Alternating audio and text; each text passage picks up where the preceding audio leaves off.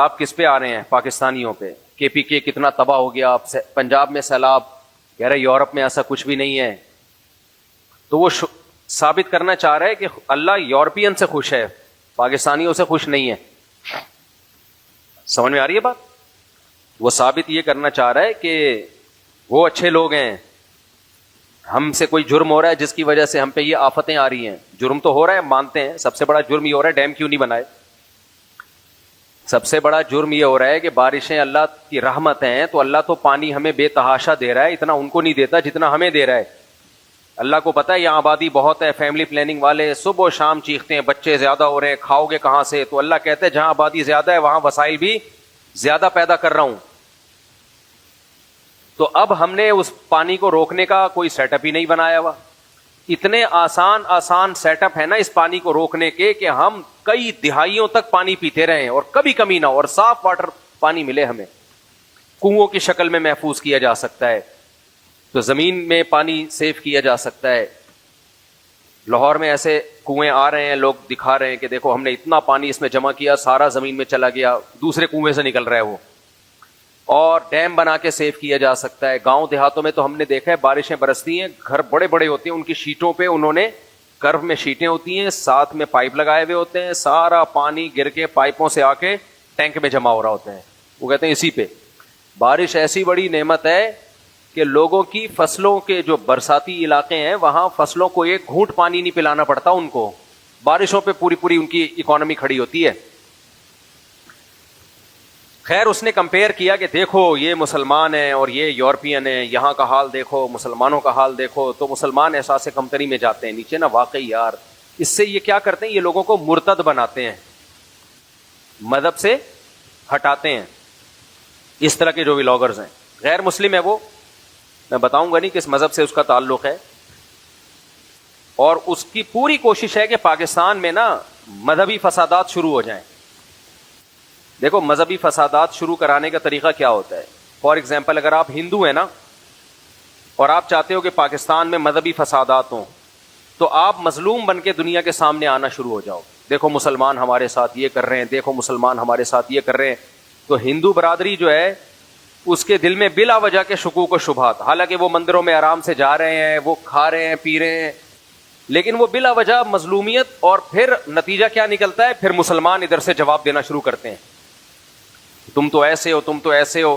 ہوتا یہ ہے کہ وہ ہندوؤں کی مظلومیت کی وجہ سے, ایسا نہیں ہے کہ ہندوؤں کو انصاف دلانا, این جی او سے پیسے لے کے وہ کام کر رہے ہوتے ہیں تاکہ ہندو مسلم فسادات شروع ہو جائیں. یہ ہوتا ہے دنیا میں. بعض عیسائی اب بلاگر بن کے یہ کام شروع کر دیا ہے. آپ مجھے بتاؤ پاکستان میں ہم جب سے پیدا ہوئے ہیں کبھی آپ نے مسلم عیسائی فسادات دیکھے؟ آپ لوگ بتاؤ مجھے. یہ میرا کلپ بنا کے چلا دینا, کیونکہ ایک بلاگر ہے وہ چاہ رہے کہ فسادات ہوں مسلمانوں میں اور مسیحیوں میں, کرسچینٹی میں اور مسلمانوں میں کیا ہوں, لڑائیاں ہوں. ابھی یہ شروع ہو گئی یہ تحریک, کیونکہ پاکستان پہ نا انہوں نے ہر طرح سے لڑوانے کی کوشش, کئی محاذوں پہ پاکستان میں لڑائیوں کی کوشش ہو رہی ہے. عوام کو حکومت سے لڑایا جائے, کے پی کے میں فسادات کروائے جائیں, بلوچستان میں الگ فسادات ہوں, سندھ میں الگ فسادات ہوں, کراچی میں ٹارگٹ کلنگ ہو, ہر سطح پہ. کیونکہ جنگ فیس ٹو فیس جنگ تو وہ ہار چکے ہیں بنیان مرصوص میں. جو بنیان مرصوص کا ہم نے جواب دیا ہے نا, تو جو ہماری فیس ٹو فیس لڑائی ہوئی ہے نا اس میں تو وہ شکست کھا چکے ہیں. اب ان کو پتا ہے کہ ان لوگوں سے سامنے آ کے لڑنا ہمارے لیے ممکن نہیں ہے. تو اب انہوں نے طریقہ یہ اختیار کیا ہے کہ جہاں جہاں لڑوایا جا سکتا ہے ان کو لڑواؤ, جہاں جہاں لڑوایا جاتا. جیسے انگریز جب ہندوستان میں آیا نا تو اس کو پتا تھا مسلمان اتنے پاورفل ہیں کہ یہاں میں نہیں چل سکتا, تو جب تک ان کو آپس میں لڑوایا نہ جائے تو یہ مسئلہ حل نہیں ہوگا. تو اس نے لڑوایا, مرزا غلام احمد قادیانی کو پیدا کیا, منکرین حدیث کو پیدا کیا انہوں نے, کچھ متشدد اہل حدیث, سب اہل حدیثوں کی بات نہیں کر رہا, ان کو بھی پروموٹ کیا اس نے, تقلید کے خلاف مناظرے. پھر ادھر سے کچھ لوگوں کو ادھر سے پروموٹ کیا ان کی مخالفت. تو ایک ایسی جنگ شروع ہوئی جو اب تک ختم نہیں ہوئی ہے. برطانیہ تو چلا گیا لیکن ہمیں آپس میں لڑوا گیا. برطانیہ کے آنے سے پہلے یہ لڑائیاں ہندوستان میں نہیں تھی, نہ اہل حدیث حنفیوں کا پھڈا تھا, اہل حدیث تو نہ ہونے کے برابر تھے, لیکن چلو جتنے بھی تھے تو یہ لڑائیاں نہیں تھی. بعض لوگوں کا کہنا یہ کہ تھے ہی نہیں, لیکن چلو بھائی ہوں گے, ہمیں کسی کے, وہ کہتے ہیں ہم تھے, واللہ عالم, جو بھی تھا, لیکن لڑائیاں نہیں تھی. دیوبندی بریلوی فرقے بھی نہیں تھے, سب ایک ٹریک پہ چلتے آ رہے تھے. اس نے آ کے ایسا لڑوایا کہ وہ لڑائی کا بیج ڈال کے چلا گیا. برطانیہ آرام سے ہندوستان تو چھوڑ گیا, مگر اب تک ہماری لڑائیاں ختم نہیں ہوئی. یہ اہل حدیث مسجد, یہ مسجد دیوبندی بریلوی, حنفی بریلوی, یہ مسجد حنفی دیوبندی. دنیا کے کسی ملک میں ایسا نہیں ہوتا کہ مسجدوں کے نام مسلکوں پر ہو, لیکن پاکستان میں ایسا ہوتا ہے, انڈیا میں بھی ایسا ہوتا ہے. کیوں ہوتا ہے ایسا؟ اس لیے کہ ہم پہ حکومت کس نے کی ہے؟ بولو نا, انگریزوں نے. تو یہ خوب سمجھ لو, ہر چیز میں مولویوں کو ملامت مت کیا کرو. کچھ کام گورا کر کے گیا ہے تو اس میں وہ ایسے مولوی اس نے پیدا کیے ہیں کہ لڑائیں امت کو, تو لڑا دیا اس نے, اور ابھی بھی یہ کام وہ کر رہا ہے. تو اسی میں یاد رکھو, ہمارے ملک میں نا اب کچھ ایسے فسادات شروع کروانے کے لیے کچھ ولاگرز کام کر رہے ہیں. وہ کیا کریں گے, جیسے فار ایگزامپل کوئی ہندو ہے یا کوئی عیسائی ہے, یعنی مسیحی ہے, وہ مظلومیت شروع کر دے گا کہ پاکستان میں ہمارے حقوق نہیں مل رہے, پاکستان میں عیسائی محفوظ نہیں ہیں, پاکستان میں مسیحی برادری کے ساتھ یہ ہو رہا ہے. تو مسیحی لوگ سمجھتے ہیں کہ یہ ہمارا مسیحا آ گیا. میں نے جب یہ ولاگز ایک دن نہیں, ہر ڈیلی بیسس پہ آ رہا ہے, یہ کلپ آ رہے ہیں ایسے لوگوں کے. ابھی ایک نیا فتنہ کھڑا ہونے والا ہے. میں نے اپنے آس پاس لوگوں سے پوچھا, جب یہ ولاگنگ زیادہ ہوئی نا, ایک بندہ بار بار یہ کہ مسیحی برادری محفوظ نہیں ہے, وہ مسیحیوں کا مسیحا بنا ہوا ہے. آپ مجھے ایک بات بتاؤ, جب سے ہم یہاں رہ رہے ہیں کبھی آپ نے مسلم مسیحی فسادات دیکھے؟ کبھی دیکھے زندگی میں؟ ہمارے کلاس فیلو مسیحی تھے, بڑے آرام سے کھیلتے بھی تھے, ہم دوستیاں بھی تھیں. مذہب میں بھائی ہم الگ ہیں, ہم مسجد جاتے ہیں, وہ کہاں جاتے ہیں؟ چرچ. نہ ہم نے کبھی ان پہ طنز کیا, آج تک نہیں ہوا. انڈیویجولی کسی کا کسی سے جھگڑا ہوا ہو تو بھائی وہ جھگڑا اٹھا کے آپ, اب اس نے ولاگ بنایا کہ دیکھو چرچ کے اوپر الصلاۃ والسلام علیک یا رسول اللہ کوئی مسلمان لکھ کے چلا گیا ہے, اس کا مطلب مسیحی برادری پاکستان میں محفوظ نہیں ہے. ارے چرچ پہ جس نے لکھا ہے تو اس لکھے ہوئے کو پکڑو, اس کے خلاف کیس کرو, تھانے میں جاؤ. یہ کیا آپ نے ولاگ بنا کے پوری امت میں آگ لگا دی؟ تو خوب سمجھ لو, ایسے لوگ باہر کے سے پیسے لے کے ملک میں فسادات کروا رہے ہوتے ہیں. اور مسیحی برادری کو بھی میں کہتا ہوں, یہ لوگ تمہارے خیر خواہ نہیں ہیں, یہ تمہیں مسلمانوں سے لڑائیں گے, اور یہ خود باہر بیٹھے ہوئے ہوتے ہیں, اندر نہیں ہوتے. وہاں سے ان کو پیسہ ملتا ہی اسی بیس پہ ہے کہ اپنے آپ کو مظلوم ثابت کرو تاکہ لڑائیاں شروع ہوں. اور ہوگا یہ کہ ابھی ٹک ٹاک پہ لڑائی شروع ہوگی. پہلے تو ٹک ٹاک پہ ایسے ولاگنگ آئے گی, نیچے مسلمانوں نے برا بلا کہا ہوا ہوگا, پھر مسیحی لوگ مشتعل ہو کے وہ برا بلا کہیں گے. اصل جنگ کیا تھی, کس نے یہ بیج بویا تھا لڑائی کا, وہ سب بھول جائیں گے, اور ایک ایسی لڑائی شروع ہوگی جو قیامت تک ختم ہونے والی نہیں ہوگی. تو یہ سیٹ اپ چلتا ہے. سمجھ رہے ہو کہ نہیں سمجھ رہی بات؟ میں نے بدلی یہاں کہاں سے آگے, میں بیان کچھ اور کر رہا تھا, یہ لڑائی کی بات کہاں سے آ گئی, یہ آپ کیوں بٹھائے میں؟ ہاں, اصل بات یہ چل رہی تھی. تو وہ اس پہ ولاگ بنا رہا تھا کہ دیکھو یورپ میں یہ ہو رہا ہے, یہاں عیسائی لوگ رہتے ہیں تو کوئی ایسا سیلاب نہیں ہے, کوئی ایسا زلزلہ نہیں ہے, اور KPK میں دیکھو, پنجاب میں دیکھو, سیلاب سے تباہ کاریاں اور یہ اور وہ, اور اس کا مطلب کس کے ساتھ ہے؟ خدا ان کے ساتھ ہے. تو خوب سمجھ لو, یہ تو قدرتی حادثے ہیں. سیلاب کہیں بھی آ سکتا ہے, زلزلہ کہیں بھی آ سکتا ہے. باہر ملکوں میں بھی بہت آتے ہیں, زلزلے آتے ہیں. جاپان میں نہیں آتے ہر 4 دن کے بعد زلزلہ آیا ہوا ہوتا ہے, ساری دنیا میں ہوتا ہے. ان کے حکمرانوں نے پہلے سے انتظام کیا ہوا ہوتا ہے, ڈیم بنائے ہوئے ہوتے ہیں آفتوں سے بچنے کے لیے. سیلابی ریلے کینیڈا میں میں نے پورا سسٹم دیکھا, میں حیران ہوں. انہوں نے دیکھا کہ 400 سال پہلے یا 300 سال پہلے جو سیلاب آیا تھا کتنا تھا, یعنی وہ کیلکولیشن کرتے ہیں کہ زیادہ سے زیادہ پانی کی سطح کہاں تک جا سکتی ہے, اس حساب سے پہلے سے پلاننگ کر کے پانی نکلنے کے راستے بنا دیتے ہیں وہ. تو جو قوم بھی پلاننگ کرتی ہے بھائی, دنیا دارالاسباب ہے, جو مصیبت سے بچنے کے اسباب اختیار کرے گا وہ بچے گا, جو اسباب اختیار نہیں کرے گا وہ کتنا ہی نیک پرہیزگار ہو وہ مرے گا. کیا خیال ہے؟ اب مجھے ایک بات بتاؤ, رات کو آپ چولہا بند کیے بغیر, بعض خواتین کیا کرتی ہیں, چولہے میں گیس آ رہی ہے تو چولہا جل رہا ہے, گیس چلی گئی اور بٹن آن ہے. اسی طرح بہت گھروں میں ایسے حادثے ہوئے, بٹن آن ہے. اب یہ خاتون نیک بھی ہیں, شرعی پردہ بھی کرتی ہیں, راتوں کو اٹھ کے تہجد بھی پڑھتی ہیں, اپنے شوہر کی اطاعت اور فرما برداری, یہ میں خوابوں کی باتیں کر رہا ہوں, آپ حقیقت سے دوستوں, شوہر کی اطاعت, ساس سسر کی بہت زیادہ خدمت وغیرہ وغیرہ. تو کتنی نیک خاتون ہے, لیکن رات کو غفلت کیا کرتی ہے, دیکھ کے سوتی نہیں ہے کہ بھائی کراچی ہے, رات کو گیس جا سکتی ہے, بتائے بغیر جاتی ہے گیس. کتنے گھروں میں ایسا ہوا کہ نل کے کھولے ہوئے ہیں, پانی نہیں آ رہا تو نل کا کھولا ہی رہ گیا کہ یار پانی نہیں آ رہا, بند تو کرو, جب آئے گا تو ضائع ہوگا. یہ تو آئے دن گھروں میں یہ واقعات ہوتے ہیں. اتنا پانی ضائع ہوتا ہے, اتنا پانی ضائع ہوتا ہے. ایک صاحب ایک فلیٹ میں رہتے تھے, 5-6 مہینے کے لیے ٹریولنگ پہ گئے, نل کے کھول کے دیکھے تو پانی نہیں آ رہا تھا. تو اب یہ توفیق نہیں ہوئی کہ اس کو بند کر دو یار, پانی نہیں آ رہا. تو اب جب جانے لگے تو سب جگہ چیک کیا, پانی نہیں آ رہا, نکل لیے. 6 مہینے بعد آئے تو بیڑا غرق ہوا تھا گھر کا, اور فلیٹ والے جو تھے وہ بیچارے پریشان کہ یار ہم ٹینکی فل کرتے ہیں, پانی جاتا کہاں ہے. عاملوں کی چاندنی ہو جاتی ہے, لوگ سمجھتے ہیں جنات کا اس گھر میں اثر ہے. کتنی بڑی غفلت. تو اب خواتین کیا کر, کوئی خاتون ہو بہت نیک, پرہیزگار, تہجد گزار, شوہر کی اطاعت فرما بردار, ساس سسر کی خدمت کرنے والی, بچوں کو محبت سے پالنے والی, بات بات پہ چمیٹے, تو بات بات پہ بچوں کو چمیٹے نہ لگانے والی, سمجھ رہے. بات بات پہ بعض خواتین جو میرا بیان نہیں سن رہی, بچوں کے ساتھ بھی بہت ظلم کرتی ہیں ماں ہونے کے ناطے, کہ میں ماں ہوں. بھائی تم ماں کا مطلب یہ تھوڑی ہے کہ جب چاہو منہ پر چپیٹ لو, گھوم جاتا ہے پورا بیچارہ. اپنا غصہ شوہر پہ آ رہا ہے, نکالا کس پہ جا رہا ہے, بچوں پہ. اس کے ہاتھ سے گلاس ٹوٹ گیا تو اس کو ایسے تانے مل رہے ہیں, چھوڑو چھوٹا بچہ ہے, گلاس ٹوٹ گیا کیا ہو گیا بھائی, وہ ٹھوکر لگی گر گیا تو ایک تو وہ گرا ہے, اوپر سے پیچھے سے ایک چماٹا آئے گا, اندھا ہے دیکھ کے نہیں چلتا. عورت اپنے ہاتھوں اپنے بچوں کے, اپنی زبان سے اپنے بچوں کے اخلاق کو خراب کرتی ہے. بیٹیوں کے اخلاق کو بھی بعض خواتین, میں بار بار کہہ رہا ہوں ان خواتین کی بات کر رہا ہوں جو بیان نہیں سن رہی, کیونکہ بہت زیادہ نیگیٹو کمنٹس آتے ہیں کہ یہ ہمارے ہی پیچھے پڑا رہتا ہے, عورتوں کے خلاف ہے یہ آدمی. تو بھائی جو بات ہوگی وہ تو بتائی جائے گی نا, مکھن لگانے کے لیے تھوڑی بیٹھا ہوں میں یہاں پہ. جب تربیت کرنی ہے تو جو چیز سوسائٹی میں بری ہوگی اس کو برا کہا جائے گا, چاہے مرد میں ہو چاہے عورت میں ہو.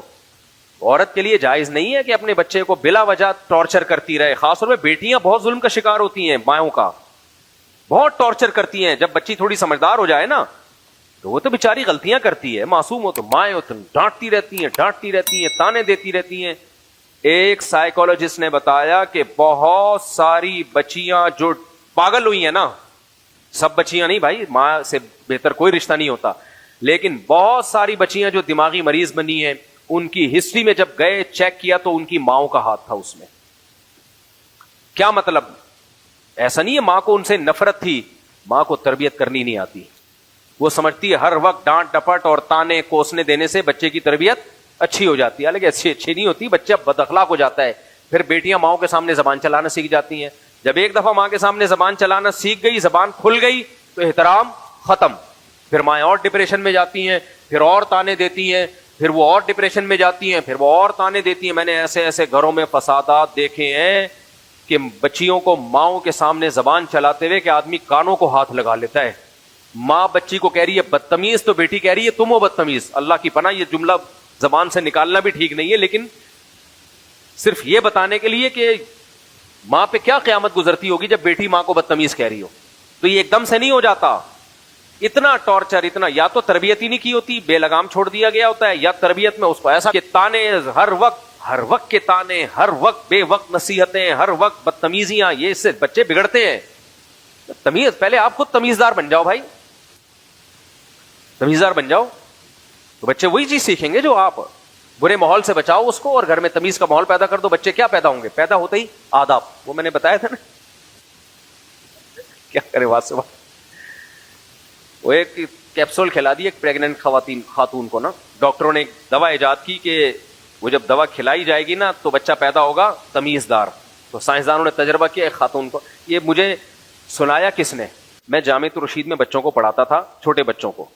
ایک استاذ تھے, وہ میرے سامنے بیٹھے ہوتے تھے, وہی سیکشن بچوں کا, یعنی 20 سیکشن سمجھ لو, وہی کلاس ہے, وہی کتاب ہے, اور وہ ہر وقت مرغا بنا کے رکھتے تھے. اب تو بہت سخت پابندی ہے ہر طرح کے مدرسوں میں, بہت کیمرے لگ گئے نا. تو میں دیکھتا تھا یار وہ اتنی سختی سے پڑھاتے ہیں اور کہتے تھے سختی کے بغیر بچے پڑھتے نہیں. اچھا میں پڑھاتا تھا, ان کو ہنسی مذاق میں پڑھ لیتے تھے, نمبر اچھے آتے تھے ان کے. تو مجھے تو تجربہ ہوا بچوں کو پڑھا کے کہ سختی کے بغیر بھی بچے بڑے آرام سے پڑھ سکتے ہیں. یہ آپ کی اپنی بد اخلاقی ہوتی ہے, خود آپ بدتمیز ہوتے ہو, آپ سمجھتے ہو کہ بدتمیزی کے بغیر کوئی کام ہو نہیں سکتا, تو بہت سارے کام بڑے تمیز سے ہو جاتے ہیں, آپ تمیزدار ہو اگر. ہاں کبھی کبھار تھوڑی بہت سختی کی نوبت آتی ہے, وہ تو ٹھیک ہے, ضروری ہے. تو وہ میں نے جو ہے نا, ایک دن میں نے بچوں سے کہا چلو یار میں تو تم لوگ کو ہنساتا ہوں, آج تمہارے پاس کوئی لطیفہ ہے تو سناؤ. یہ پڑھائی بھی ہو رہی ہے اور لطیفے بازی بھی ہو رہی ہے, بچے ایسے ہی پڑھتے ہیں. اب ہمارے یہاں کیسے پڑھایا جاتا ہے چھوٹے بچوں کو, ایسے قاری صاحب نا یوں کر کے بیٹھا چنگیز, اور اسکول ٹیچر بھی ایسے ہی ہیں. ابے ایسے بچہ تھوڑی پڑھے گا یار. تو میری کلاس میں بچے انتظار کرتے تھے کہ پڑھانے کے لیے آؤں میں. تو میں نے بچوں سے کہا تم کوئی لطیفہ سناؤ. ایک بچے نے ایسا لطیفہ سنایا بھائی, یہ اس بچے کا لطیفہ ہے جو میں ابھی آپ کو سنا رہا ہوں. کہتے ہیں استاد جی مجھے اس وقت اندازہ ہوا کہ بچے کتنے ہوشیار ہیں. حالانکہ چھوٹے چھوٹے بچے تھے. چھوٹے بچے کو تو پریگننسی کا نہیں پتا ہوتا, ان کو تو ماؤں نے سکھایا ہوا ہوتا ہے پری دے کے چلی گئی تھی اور اس طرح کی باتیں کر رہے ہوتے ہیں بچے. آج کل کے بچے آپ دیکھو. تو ایک چھوٹا سا بچہ تھا, اعدادی اول ہوتا ہے نا, اس کے بچے نے کہا استاد جی ایک سائنسدانوں نے نا کیپسول ایجاد کیا کہ کسی ماں کو کھلایا جائے گا تو بچہ کیسا پیدا ہوگا, تمیزدار. پہلے تو میں حیران ہوا یہ کتنا بدتمیز بچہ پیدا ہوا ہے یار, اس کو بھی سے پتا ہے کہ پریگننسی کیا ہوتی ہے. خیر میں نے کہا پتا ہے تو بتا بھائی. کہتا ہے تو بچہ جیسے ہی وہ ایک کیپسول کھلایا, بچہ پیدا ہوا, پیدا ہوتے ہی آداب. یہ اور وہ ایسا اسٹائل مار رہا تھا نا, وہ چھوٹا بچہ ایسے ایسے گردن ہلا رہا تھا, یہ خاص اسٹائل سے گردن ہلا رہا تھا, کہہ رہے آداب آداب.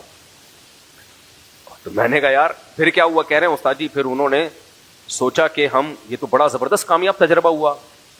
ایک خاتون کو اکٹھے 8-10 کیپسول کھلا دیے. جب ایک کیپسول سے اتنا تمیزدار پیدا ہو رہا ہے تو 10 کیپسول کا کیا نتیجہ نکلے گا. 8-10 کیپسول کھلائے, بچہ پیدا ہی نہیں ہو رہا. 1 مہینہ اوپر ہو گیا, بچہ نہیں پیدا ہو رہا. الٹرا ساؤنڈ کیا, پتا چلا 2 بچے ہیں, ہر ایک دوسرے سے کہہ رہے پہلے آپ. وہ کہہ رہے نہیں. اچھا اس نے ایسی باڈی لینگویج تھی نا اس بچے کی, کہہ رہے نہیں پہلے آپ. وہ کہہ رہے نہیں پہلے. ایسی باڈی لینگویج بنائی اس نے, وہ کہہ رہے پہلے آپ. کہہ رہے 1 مہینہ ہو گیا اسی تمیز میں مارکیٹ میں آئے نہیں. ارے بھائی تو یہ پھر وہی موضوع چینج ہوتا ہے میرا.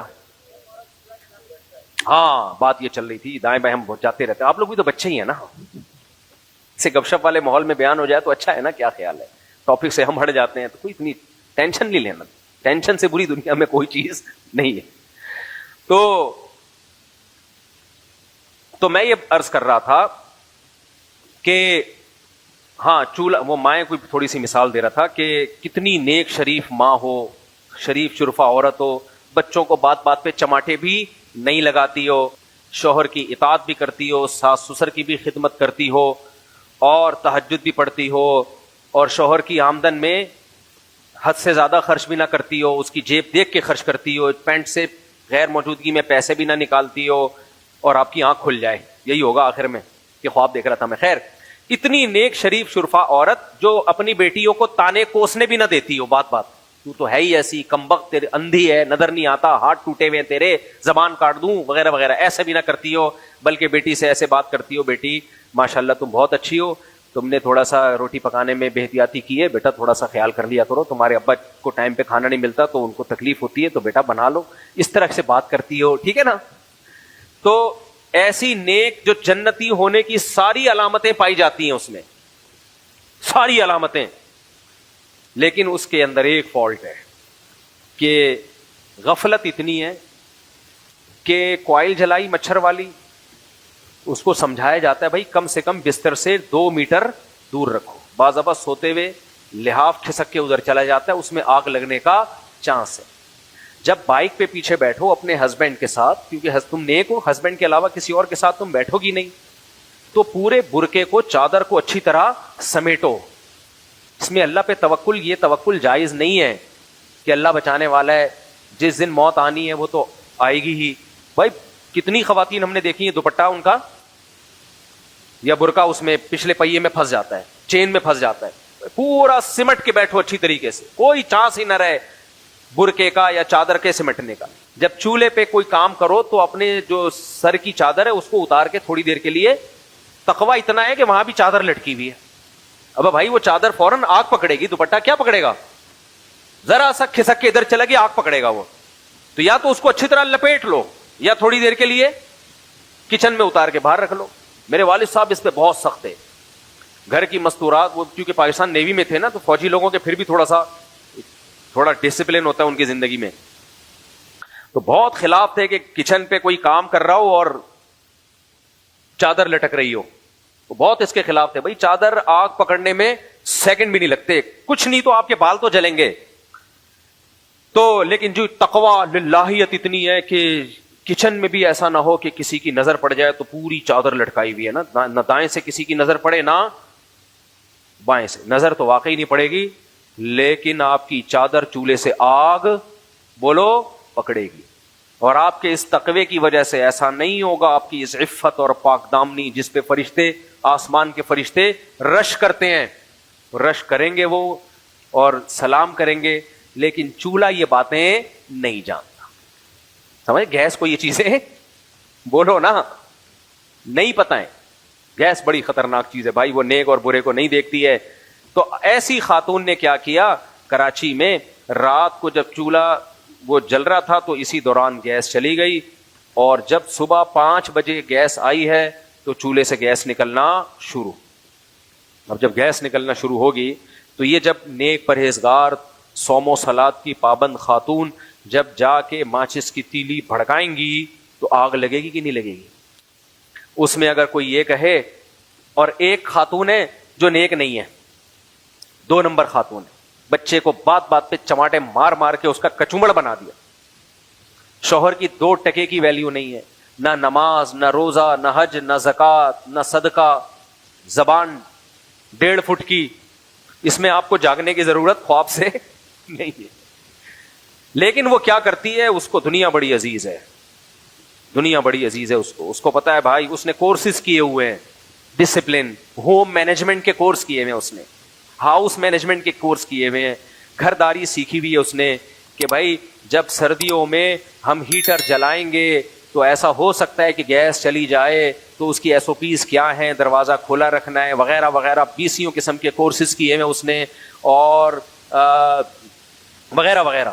اور پھر چولہے کے بارے میں سلنڈر کی جو کتاب پوری پڑی ہوئی ہے کہ کس طریقے سے پھٹتا ہے یہ سلنڈر, اور جب یہ سلنڈر پھٹے گا تو کون کون مرے گا, کس کے مرنے کا چانس ہے. تو ایسے گھر میں حادثے ہوں گے, لیکن وہ پلاننگ کے تحت ہوتے ہیں. پھر حادثے جس کو مروانا ہو تو اس وقت سلنڈر کو پٹوا دیا جائے. خیر, تو یہ ساری چیزوں پر اس نے دسترس ہے اس کی.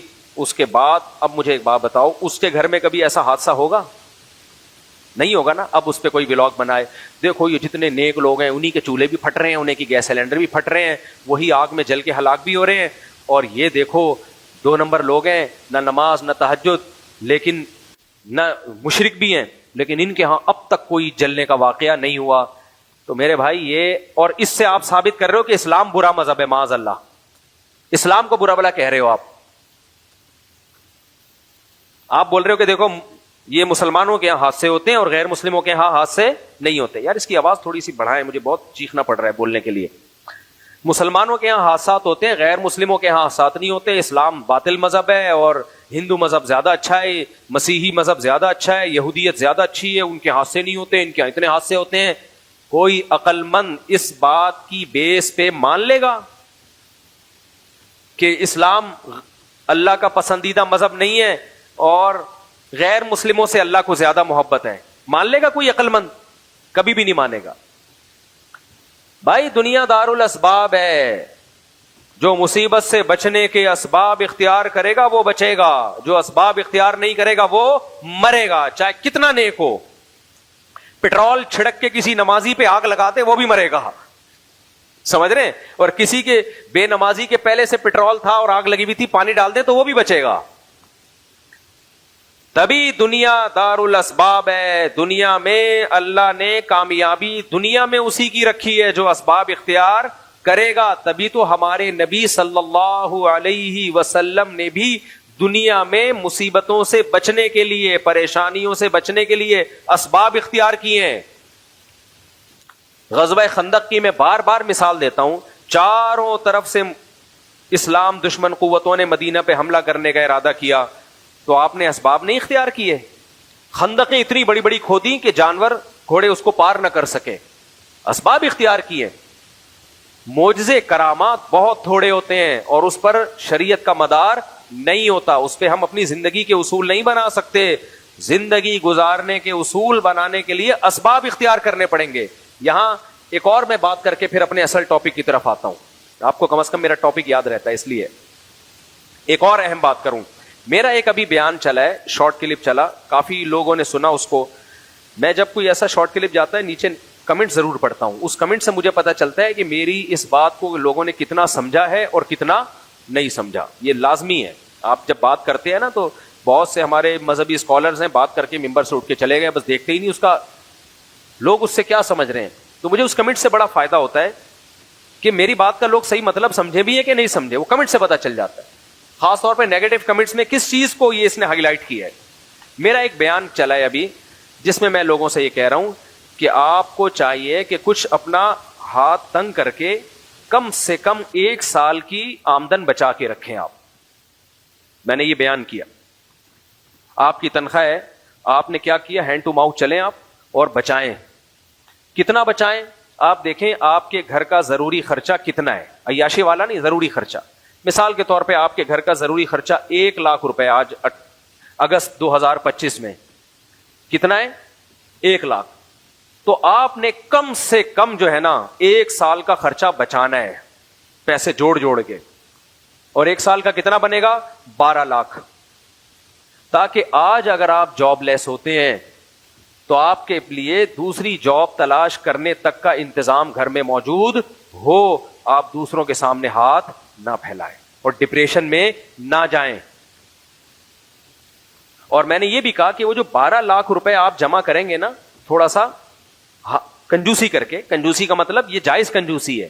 بیگم کو بھی بولے بیگم دیکھو جاب کبھی بھی جا سکتی ہے، ہم تو پورا، اکثر میں نے جاب والے لوگوں کو دیکھا مہینے کے آخر میں پان گٹکے کے پیسے بھی نہیں ہوتے ان کے پاس، اور کہہ رہے ہیں مہینے کا آخری چل رہا ہے، مہینے کا آخری چل رہا ہے. بھائی آخری چل رہا ہے تو کیا مطلب، یہ آخری دنوں میں نہیں کھانا تو نے کیا؟ شروع سے تمیز سے لے کے چلتے ہیں، 31 دن کا یا 30 دن کا مہینہ ہے تو اتنا خرچ کروں کہ 31 تک چلوں تو میں آرام سے. سخاوت کر دی شروع میں، اڑا دیے گولے گنڈے میں اور پیزے برگر میں اور اوٹ پٹانگ حرکتوں میں. اب مہینے کا آخر چل رہا ہے، جیب میں دھیلا ہی نہیں ہے. تو اس پہ پھر میں نے یہ سمجھایا تھا کہ دیکھو اتنا بچاؤ. بیگم کو بھی سمجھا دو بیگم یہ میرے تمہارے فائدے کے لیے. بیگم نہ مانے تو تھوڑا سختی بھی کرو اس کے اوپر، کیونکہ یہی بیگم کل آپ کو چھوڑ کے چلی جائے گی جب جیب میں پیسے نہیں ہوں گے. کتنے لوگ ہیں جاب لیس ہوئے، کھانے پینے کو انہوں نے کچھ جمع ہی نہیں کر کے رکھا ہوا تھا، جاب لیس ہوئے، کھانے پینے کو نہیں ہے، تو جس بیگم پہ خرچ کیا تھا نا وہی ٹاٹا کر کے چلی گئی، وہی ٹاٹا کر کے جا رہی ہے. اور وکیل تو بیٹھے ہوئے ہیں، چند وکیل اچھے بھی ہیں الحمدللہ. میجورٹی وکیلوں کی ایسی ہے جو خواتین کو خلا دلانے کے لیے بیٹھے ہوئے ہیں، کیونکہ ان کی آمدن اسی سے، وہ خلا کا کیس فائل کریں گے، فیس ملے گی ان کو. تو وہ تو یوٹیوب پہ آپ دیکھ لو، ٹک ٹاک پہ کلپ بنا کے خواتین کو برگلا رہے ہیں بغاوت پہ کہ جس عورت کو اپنا شوہر پسند نہیں ہے ٹینشن لینے کی ضرورت نہیں ہے، ہم بیٹھے ہیں جمشید سے اس کی شادی کروائیں گے ہم. صحیح ہے نا؟ تو وہ بیٹھے ہوئے تو خواتین آ جاتی ہیں، بھائی ماشاءاللہ تو بہت مناسب فیس میں ہمیں اس شوہر سے جان چھوٹ رہی ہے. تو ایسے سانپ تو بیٹھے ہوئے، اشدہے بیٹھے ہوئے. تو اس لیے میں نے اس پہ یہ سمجھایا تھا کہ بھائی کم سے کم 1 سال، زیادہ نہیں، کیونکہ زیادہ کی پھر کوئی حد نہیں ہے. پھر تو زندگی کی عیاشیوں سے ہی اور زندگی کے راحتوں سے چلے جاؤ گے نا آپ. زیادہ کی تو کوئی انتہا نہیں ہے. زیادہ تو پھر جمع مالا وعددہ میں آتا ہے، ہر وقت مال جمع کر کے رکھنا اور کنجوسی، اپنے اوپر بھی خرچ نہ کرنا، دوسروں پہ بھی خرچ نہ کرنا، وہاں پھر توکل کیا جائے. تو کم سے کم کتنا جمع کرنا ہے؟ 1 سال. تو میں نے کہا اگر آپ کا گھر کا خرچہ ایک متوسط گھر کا 1 لاکھ میں آرام سے گزارا ہو جاتا ہے تو آپ نے بچا کے 12 لاکھ، اور وہ 12 لاکھ گولڈ کی شکل میں جمع کریں، کرنسی کی شکل میں جمع نہ کریں. ڈالر میں اس لیے نہیں کہ اللیگل ہے، اور گولڈ میں جمع کریں. اور گولڈ بھی وہ والا لیں جب چاہیں کیش کرا دیں اس کو، کسی کمپنی کا ہو، اور وہ لاکر میں ڈال دیں، بھول جائیں اس کو. یہ آڑے وقت کے لیے آپ نے رکھا ہوا ہے. خدا نخواستہ جاب گئی جاب تلاش کروں گا، جب تک نہیں ملے گی کھانے پینے سے نہ جائیں بھائی، تو یہاں سے نکال کے بقدر ضرورت استعمال کر سکے ہم. تو اس پہ لوگوں نے کہا لو، کبھی کیا کہتا ہے، کبھی یہ مفتی کی سمجھ میں نہیں آتا، کبھی کہتا ہے ذاتی گھر بھی مت بناؤ، اللہ پہ توکل کرو، کبھی کہتا ہے جوڑ جوڑ کے 1 سال کا پیسہ جمع کرو، سمجھ میں نہیں آتا کبھی کیا کہتا ہے. اور کچھ لوگوں نے کہا لو، اللہ پہ توکل کہاں گیا، علماء کو تو چاہیے لوگوں کو اللہ پہ اعتماد. اور یہ کل کی بات ہے، کل کے کمنٹ سے میں نے اسکرین شاٹ بھی لیا ہوا ہے، اسکرین شاٹ کی. میں نے سوچا تھا وہ کمنٹس پڑھ کے سناؤں گا، لیکن میری بات پہ یقین کر لو یار، ٹائم لگے گا نا، کمنٹس پڑھ کے سناؤں گا میں. ایک نے کہا کہ کچھ لوگ ایک طرف کو، کچھ بالکل دوسری طرف.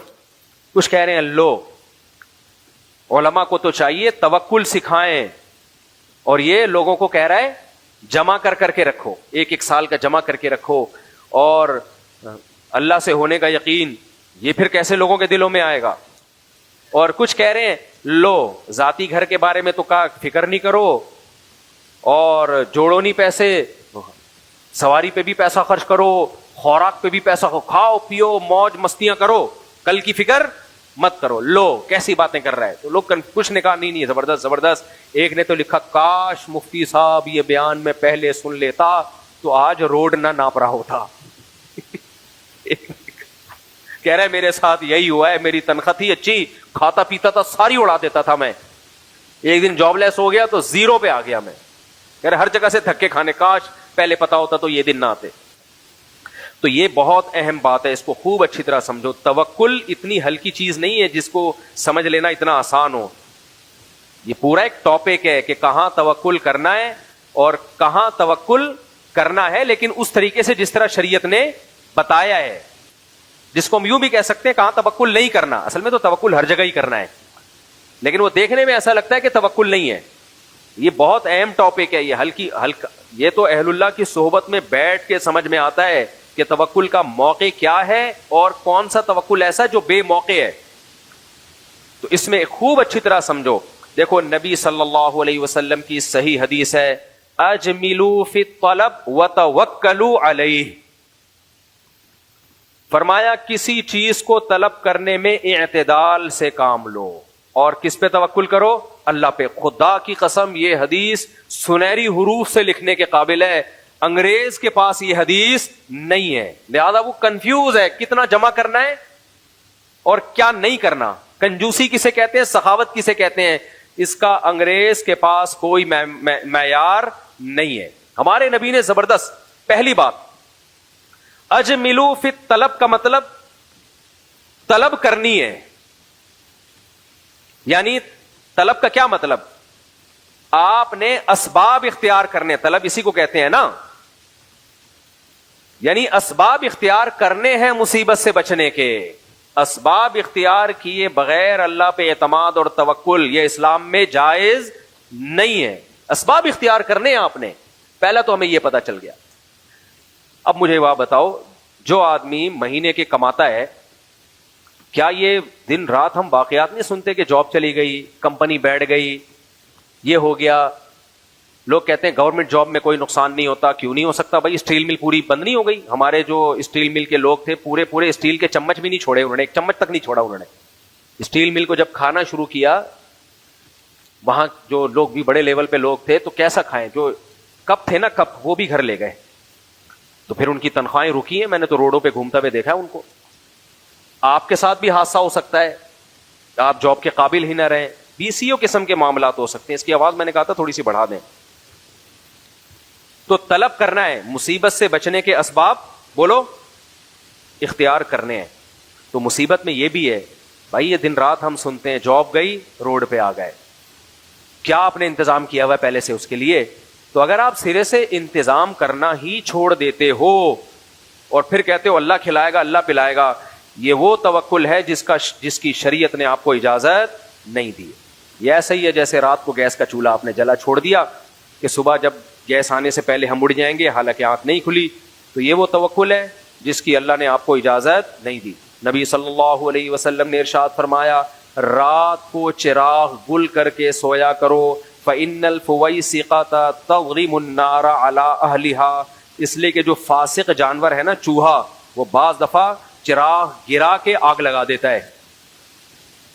حالانکہ ایسے واقعات بہت کم ہوتے ہیں. کتنا امکان ہے اس کا؟ بھائی چراغ دور رکھا ہوا ہے, اگر گر بھی جائے گا تو زمین میں گرے گا نا, آگ بجھ جائے گی. لیکن 1% چانس کو بھی برداشت نہیں کیا گیا. بھائی چوہا آئے گا, ہو سکتا ہے گھسیٹتا ہوا لے جائے اس کو, آپ کی چادر کے قریب کر دے اس کو. تو نبی صلی اللہ علیہ وسلم کی صحیح حدیث ہے, احتیاط کیا ہے, رات کو آپ نے چراغ کو بند کر دینا ہے. اب دیندار لوگ کیا کر رہے ہوتے ہیں, کما رہے ہیں, کھا رہے ہیں. میں نے ایسے بہت سارے لوگ دیکھے ہیں, بھائی کل اللہ کھلائے گا, اللہ بہت بڑا ہے. کل کی ہم نے کبھی سوچی, جس خدا نے آج ہمیں, ہمارے یہاں نا ڈائلاگوں پہ پورا دین چل رہا ہے, ڈائلاگوں پہ. تبھی تو دیندار لوگ بدنام ہیں دنیا میں. یار ان کی کوئی بات نہ لاجک کی نہیں ہوتی, پھینک رہے ہوتے ہیں بیٹھے. توکل کا وہ مفہوم بیان کریں گے کہ آپ ایسے ایسے واقعات توکل کے, آدمی کہے گا یار یہ تو ہم افورڈ ہی نہیں کر سکتے. اسباب کی نفی پہ جب آئیں گے تو ایسے کہ ایک صاحب کہنے لگے اگر ہمارا ایمان مضبوط ہوگا ہم بجلی کے اس میں سوراخ میں ہاتھ دیں گے, بٹن دبائیں گے, اگر ایمان مضبوط ہے تو کرنٹ نہیں لگے گا. میں نے کہا بھائی جتنا بھی ایمان مضبوط ہو, کرنٹ کا کام ہے لگنا. میں نے کہا یقین نہیں آتا, میں ایک چماٹ مارتا ہوں, لگے گا کہ نہیں لگے گا؟ تو چماٹ تو ہلکی چیز ہے, جب وہ لگ رہی ہے تو کرنٹ تو بہت اوپر کی چیز ہے. کرامتوں کے واقعات الگ ہوتے ہیں, وہ اللہ کی طرف سے ہے. اللہ بچانا چاہے تو بھائی آپ سوراخ میں ہاتھ دیں, نہیں لگے گا آپ کو کرنٹ, وہ اللہ بچا. لیکن ہمیں کیا پتا اللہ بچانا چاہتا ہے کہ نہیں بچانا چاہتا, ہمیں تھوڑی پتا ہے. میں بار بار کہتا ہوں نا, ایک صاحب نے مجھے کہا, میں نے کہا یار اس طرف حالات صحیح نہیں جانے, کہہ رہے اللہ بچائے گا. کہہ رہے اللہ نے چاہا تو اللہ بچائے گا. میں نے کہا اگر اللہ نے نہیں چاہا تو ہمیں کیا پتا کہ اللہ کیا چاہ رہا ہے. تو اب کیا ہے کہ یہ ڈائلاگ ہماری زبانوں پہ ہوتا ہے. میں لوگوں سے کہتا ہوں بھائی تم نے کیا جمع کر کے رکھا ہے, آج جاب لیس ہو گئے. تبھی تو میں ایک بات بار بار کہتا ہوں, مجھ سے زیادہ کوئی شادیوں کی ترغیب دیتا ہے کوئی بندہ اس کائنات میں؟ ہمارے ایک دوست تھے ترکی میں, ان کو کوئی فلسطینی ملا, فلسطینی عالم. انہوں نے کہا کہ میں نے اس فلسطینی عالم کو دیکھا آپ کا بیان سن رہے ہیں. عرب عالم ہے, بیان کس کا سن رہے ہیں؟ کہہ رہے میرا بیان لگا کے. کہہ رہے میں نے کہا یہ تو ہمارے کراچی کے بندے. میں نے اس فلسطینی سے پوچھا, انگلش میں ان کی بات ہوئی, وہ انگلش میں جانتے تھے, یار یہ آپ ان کو کیوں سن رہے ہو, تو ہمارے علاقے کے ہیں. کہتے ہیں یار اجمیوں میں واحد مولوی ہے جو 4 شادیوں کی ترغیب دیتا ہے. اس نے کہا عرب میں تو لوگوں رواج ہے, اجمیوں میں رواج ہی نہیں ہے. کہہ رہے ہیں اجمیوں میں واحد آدمی ہے جو لوگوں کو زیادہ شادیوں کی ترغیب دیتا ہے, اس لیے میں دیکھ رہا ہوں کہ یہ تو بندہ عجائب گھر میں رکھنے کے قابل ہے. تو اس لیے کہتے ہیں مجھے سن رہے تھے وہ فلسطینی. تو میں کتنا حریص ہوں شادیوں پر, پتہ ہے نا آپ کو. آپ 10 سال پہلے بھی میرا جو نظریہ تھا وہ آج بھی وہی ہے. 10 سال پہلے بھی اگر کوئی میرے پاس آتا تھا نا کہ میرا بیٹا جوان ہو گیا ہے, 17-18 سال کا ہو گیا ہے, میں اس کی شادی کرنا چاہتا ہوں, اور میں نے کتنے بیانات کیے, ماں باپ کو چاہیے اپنے بیٹے کی خود شادی کر دیا کریں, ساتھ ساتھ اس کی ڈیٹیل بھی بتاتا ہوں میں. تو میں ان سے پوچھتا تھا کہ آپ کا بیٹا کرتا کیا ہے, کماتا ہے؟ نہیں کماتا نہیں ہے. اچھا پڑھائی میں نمبر کتنے آتے ہیں, A+, A1 گریڈ سے پاس ہوتا ہے؟ نہیں ہوتا, مت کرو. ٹھیک ہے. ہمارے یہاں بھی دوست احباب ہیں, اپنے بیٹے کے بارے میں مجھ سے انہوں نے مشورے آ کے لیے کہ مفتی صاحب آپ شادیوں کی بڑی ترغیب دیتے ہیں, اور آپ کے بیانات سے متاثر ہو کر میں نے ارادہ کیا ہے اب میں بھی اپنے بیٹے کی شادی اپنے خرچے پہ اور اللہ توکل پہ کر رہا ہوں. یہ ان کا اسٹائل ہوتا تھا, آپ کے بیانات سے. میں نے کہا میرے بیانات سے متاثر ہو کر خود دوسری کر لیتے, تیسری کر لیتے, بچوں کی بھی کراتے, لیکن ان شرائط کے ساتھ جو شرطیں میں بیان کرتا ہوں وہ شرطیں آپ نے سنی ہے. نہیں مفتی صاحب آپ تو کہتے ہیں جب نکاح کرو گے تو کون پیسہ دے گا؟ اللہ دے گا. میں نے کہا آپ نے آدھا بیان سنا ہے, آدھا نہیں سنا. کتنے میں آپ کو ثبوت کے طور پہ وہ لوگ دکھا سکتا ہوں. کہتے نہیں یار اب بچہ بڑا ہو گیا اب تو کرنی چاہیے. میں نے کہا بھائی دیکھو, یا تو پڑھائی کو فوکس کر رہا ہو, ذمہ داری پوری کر رہا ہو اپنی, میڈیکل کالج میں پڑھ رہا ہے, نمبر اچھے آ رہے ہیں, آپ کو پتا ہے یہ کل کما لے گا, آج نہیں کما رہا کل کما لے گا, آپ اپنے خرچے پہ کر دو اس کی شادی, کوئی بات نہیں. ایک بہو گھر میں آئے گی, 2 روٹی زیادہ پک جائے گی, اللہ آپ کے مال میں برکت دے گا اس سے. وہ بہو آپ کی بیٹی بھی ہوگی, اس کے بچے آپ کے پوتے کہلائیں گے, اور آپ کا خون ہے, آپ کی اولاد ہے. کر دو یار, ابھی وہ پڑھائی کر رہا ہے نا, نہیں کر سکتا. اب اس کی شادی کو 4 سال 8 سال 10 سال ڈیلے کرنا ظلم ہے اس کے ساتھ. باپ تو باپ ہوتا ہے نا, کیا خیال ہے بھائی؟ باپ کا تو مطلب یہی ہے کہ یار اس کی ذمہ داریاں اخلاقی, شرعی ذمہ داری نہیں ہے, بالغ ہونے کے بعد باپ کے ذمہ نہیں ہے, خوب سمجھ لو, اخلاقی ذمہ داری. شریعت میں تو ہر شخص اپنا خرچہ خود اٹھائے گا, شرعن واجب نہیں ہے باپ کے اوپر کہ وہ آپ کی شادی کرے, خوب سمجھ لو. اگر وہ نہیں کرتا کوئی قیامت میں اس سے سوال نہیں ہوگا, ہاں رکاوٹ نہ بنے بس وہ.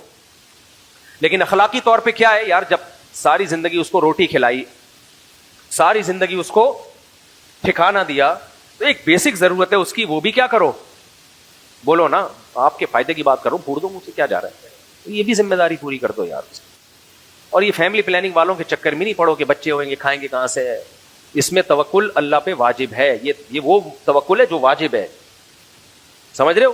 لیکن وہ اپنی ذمہ داری پوری کرے. میڈیکل کالج میں پڑھ رہا ہے, انجینئرنگ یونیورسٹی میں پڑھ رہا ہے, آپ کو پتا ہے یار کل انجینئر بن جائے گا, کمائے گا, لیکن ٹائم پہ کالج جا رہا ہے, جو بھی کتابوں میں دلچسپی لے رہا ہے, ایسا نہیں ہے کہ وہاں جا کے جیسے ہوتے ہیں بہت سے ٹائم ویسٹ کر رہے ہوتے ہیں.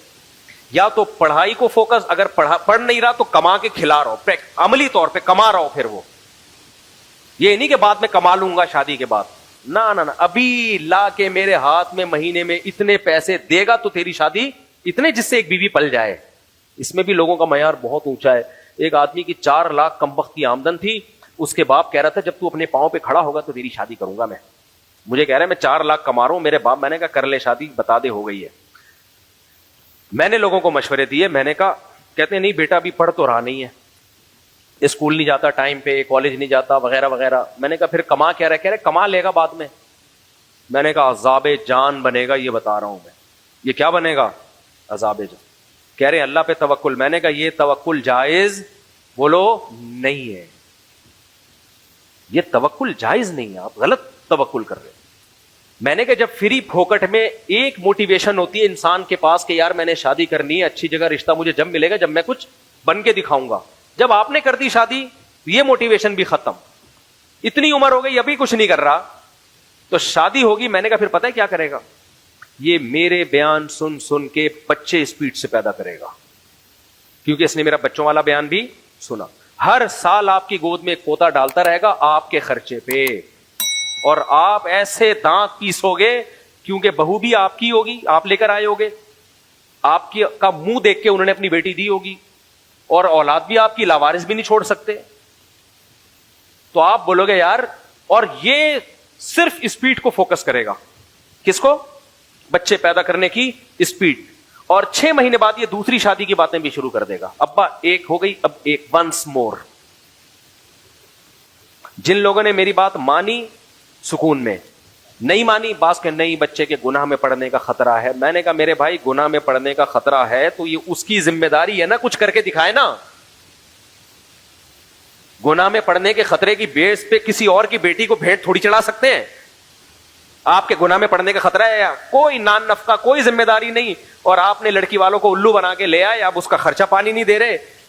سسر آپ کا پوچھ رہا ہے کمبخت میری بیٹی کا خرچہ تو اٹھا, کہ خرچہ تو نہیں ہے, تو شادی کیوں کی, گناہ میں پڑنے کا خطرہ تھا مجھے خطرہ یہ تھا کہ کسی گناہ میں مبتلا, وہ کہے گا پھر تبلیغ میں وقت لگا لیتا کچھ اور, ہماری بیٹی کو کیوں, اس کا مستقبل تو نے کیوں بھیٹ چڑھا دیا.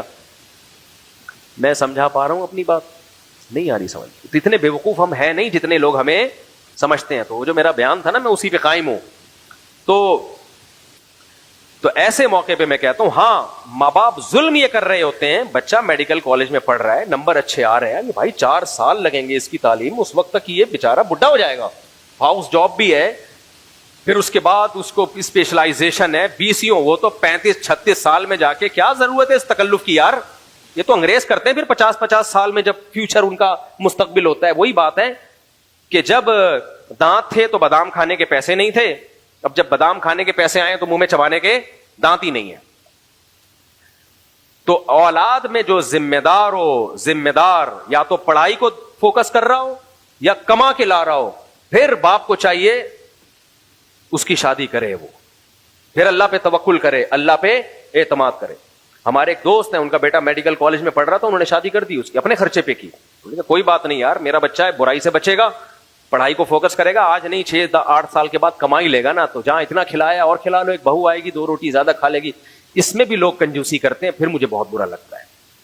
یہ کنجوسی اچھی نہیں لگتی. ہم نے رکشے ٹیکسی والوں کو دیکھا اپنے بیٹوں کی شادیاں کر دیتے ہیں, وہ توکل کر رہے ہوتے ہیں, اور ڈیفنس کے لفٹن والے 1000 گز والے کمبخت توکل نہیں کر رہے ہوتے. اس کا نقصان یہ ہوتا ہے کہ 1000 گز کے بنگلے افراد سے خالی, نہ بیٹے نہ پوتے نہ بہویں, کچھ بھی نہیں, کیونکہ بڈھوں کی تو شادی کر رہے ہوتے ہیں. جب بیٹے بڑے ہو جاتے ہیں تو خود مرنے کے قریب ہوتے ہیں, پھر پوتا آتا ہے دنیا میں ان کا. کیا فائدہ ایسے دادے کا جو 70 سال کی عمر میں ایک پوتا دیکھے. ہم تو دیکھو ابھی آپ کے سامنے جوان ہیں اور اپنے نواسوں میں گھوم رہے ہوتے ہیں, الحمدللہ. سمجھ میں آ رہی ہے بات؟ بچوں کی رونقیں الگ ہیں, نواسوں کی مجھے نانا نانا کہہ رہے ہوتے ہیں. ہاں مزہ آتا ہے. دادا کی ابھی تک رپورٹ آئی نہیں ہے, ورنہ دادا کہہ رہے ہوتے ہیں اور زیادہ مزہ آتا. یہی تو ہے یار, آدمی جوانی میں جو ہے ابھی جو پراٹھے کھانے کی عمر ہے اس میں انسان جو ہے بچوں کی خوشیوں کو انجوائے کرے. تو جلدی سے میں مضمون سمیٹتا ہوں. تو نبی صلی اللہ علیہ وسلم نے فرمایا اجملوا فی الطلب. تو ایک بات ہمیں پتہ چلی, اسباب اختیار بہرحال کرنے ہیں. تو یہ جو ہمارے ہاں سیلابوں سے تباہی آ رہی ہے, تو تباہیوں سے بچنے کے ہمارے پاس نہ صرف یہ کہ اسباب نہیں ہے بلکہ ڈبونے کے پورے اسباب ہیں. یہ تو اللہ نے شاید ہمارے دین کی وجہ سے تھوڑا سا بچا لیا ہو, ورنہ ہمارے پاس تو بارش کے 4 چھینٹوں کو ٹھکانے لگانے کا کوئی انتظام نہیں ہے. تو وہ جو ولاگر کمپیئر کر رہا ہے نا, وہاں کی یورپ کی ویڈیو بنا بنا کے اور یہاں کی ویڈیو بنا بنا کے کمپیئر کر رہا ہے, دیکھو وہ کرسچن ہے اور وہ غیر مسلم ہے, ان کے ہاں کوئی تباہی نہیں ہوتی, اور یہ مسلمان ہے, اسلامی ملک ہے, تباہیاں ہی تباہیاں. اور اس سے وہ اسلام کو اصل میں وہ کرنا چاہ رہا ہے کہ اسلام غلط گویا مذہب ہے. بھائی اسلام تو نبی نے تو بڑا بہترین پرنسپل ایک بیان کیا ہے, اجملوا فی الطلب, اسباب اختیار کرو. تو پانی, وہ کتنا ہمارے پاس ایک عظیم اسکالر ہیں جن کا یہ ہے کہ بارش آتا ہے تو پانی آتا ہے. یہی ہے نا, یہ کچھ اور ملفوظ ہے. ہمارے پاس تو ایسے ایسے لوگ ہیں جنہوں نے ہم پہلے بتا کے چلے نہیں گئے, ابھی ہیں وہ, اور جائیں گے بھی نہیں, اللہ لمبی عمر دے. تو میرے نا سافٹ ویئر اپڈیٹ ہو جائے نا. تو انہوں نے ہمیں پہلے بتا دیا تھا چند سال پہلے کہ بارش آتا ہے تو پانی آتا ہے, اور بارش جب زیادہ آتا ہے تو پانی زیادہ آتا ہے. یہ ایک فیکٹ ہے, اور یہ سائنس سے ثابت شدہ ایک فیکٹ ہے. تو اس فیکٹ کے حساب سے جب بارش سندھ میں سیلاب آیا, اس کے بعد ہمیں سنبھل جانا چاہیے تھا ہمارے حکمرانوں کو. بھائی ایک دفعہ اتنی تباہی ہوئی ہے, لوگ کیسے گڑ گڑا رہے تھے کہ اللہ بچا لے, اللہ بچا لے. اللہ نے نہیں بچایا. اللہ بتانا چاہ رہا تھا کہ جن لوگوں کو تم نے مسلط کیا ہوا ہے نا اپنے اوپر, ان کو اب تو دباؤ ڈالو, اب تو باہر نکلو. ان کو بولو بھائی ایک دفعہ سندھ سیلاب میں ڈوب گیا, اب تو ڈیم بناؤ, اب تو اس کو اسٹور کرنے کا انتظام کرو. کوئی سندھ میں دھرنا ہوا اس کے بعد ہے بھائی؟ 2-2.5 سال پرانی بات ہے نا. میں تو خود گیا تھا اس سیلاب میں مدد کے لیے. کتنی تباہی ہوئی. کیا قوم سڑکوں پہ نکلی؟ کیا قوم نے حکمرانوں پہ دباؤ ڈالا کہ اگر دوبارہ ایسا سیلاب آیا نا تمہاری بوٹیاں نوچ کے کھائیں گے؟ کوئی نکلی قوم؟ چپ کیوں بیٹھے ہو بھائی؟